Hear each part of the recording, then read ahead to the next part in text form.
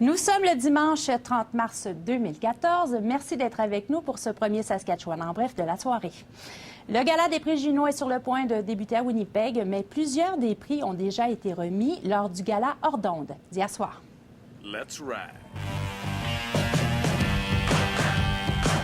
La vidéo de la pièce Feeling Good des Sheepdogs et son réalisateur ontarien Matt Barnes ont reçu le prix du vidéo de l'année. Et le Saskatchewanais George Leach a également reçu le prix de l'album autochtone de l'année pour Surrender. D'autres prix seront également remis ce soir. Carla Oliveira nous parle de cette grande fête de la musique canadienne.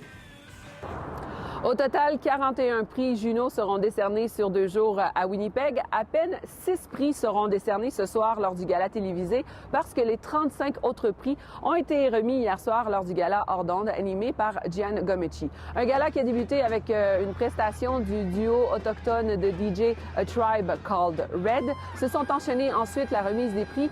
Parmi les grands gagnants d'hier soir, mentionnons Karim Ouellet qui a remporté le Juno pour meilleur album francophone. Arcade Fire s'est vu décerner le Juno pour meilleur album alternatif. Le duo de chanteuses albertaines Tegan and Sarah, ce duo a reçu le prix pour le meilleur album pop. Et Serena Ryder a été sacrée artiste de l'année. Justement, Serena Ryder fait partie du trio d'animateurs qui présentera ce soir le gala télévisé. Elle sera accompagnée de Johnny Reid et Classified. En plus, il y a une douzaine d'artistes qui sont au programme pour faire des prestations. À noter qu'on nous a annoncé que Robin Thicke, qui était justement sur la liste d'invités et qui devait faire une performance ce soir, eh bien, on nous a annoncé qu'il ne sera pas là. C'est certainement une annonce qui fera des heureux, surtout les gens qui ont signé une pétition pour faire en sorte que le controversé chanteur ne soit pas présent au prix Juno ce soir. Alors, d'ici le début du gala, il y a plus de 300 fans qui pourront s'approcher des vedettes. Ce sont 300 personnes qui ont gagné un concours pour être sur le tapis rouge. Un tapis rouge un peu spécial puisqu'il sera couvert de chapiteaux. On annonce une soirée plutôt froide du côté de Winnipeg. Les prévisions météo sont de moins 5 degrés pour ce soir. Ici Carla Oliveira, Radio-Canada, Winnipeg.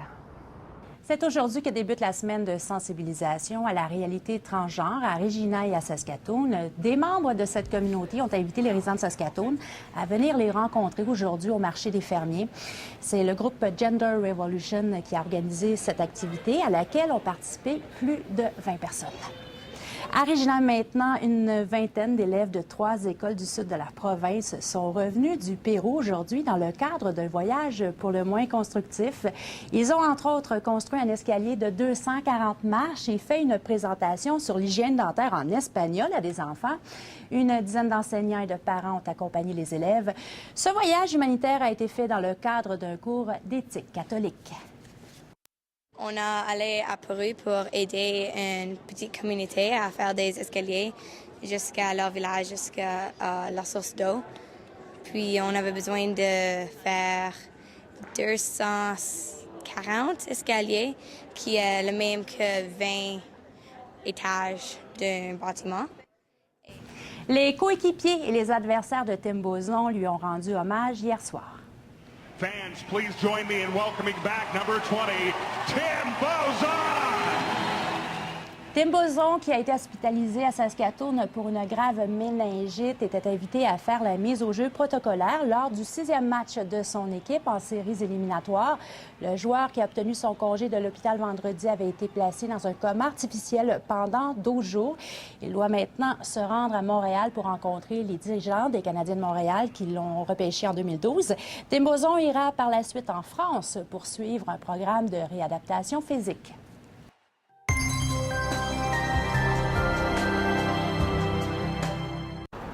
La neige est venue nous hanter cet après-midi à quelques endroits de la province, comme vous pouvez le voir sur les images d'ici à Regina.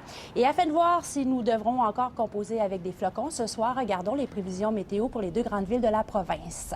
Alors à Regina, il y a 30 % de probabilité d'averse de neige qui pourrait laisser jusqu'à 4 cm de neige au sol ce soir et cette nuit. À Saskatoon, où il pourrait aussi y avoir de la neige, mais seulement en début de soirée. C'est ce qui met fin à ce premier Saskatchewan en bas de la soirée. On vous donne rendez-vous à 19h23. À plus tard.